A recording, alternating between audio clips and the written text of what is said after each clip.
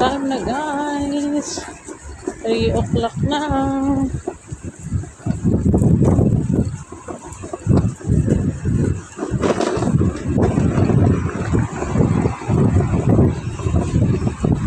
Dito lang ang buhay.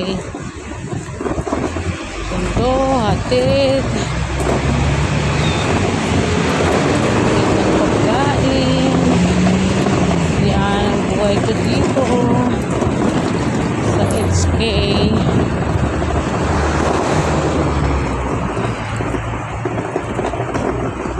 Buhay OFW. Ganda ng sikat ng araw pero mahangin. Grabe.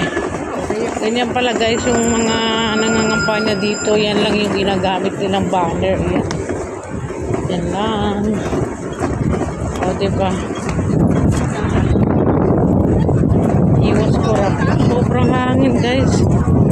Grabe.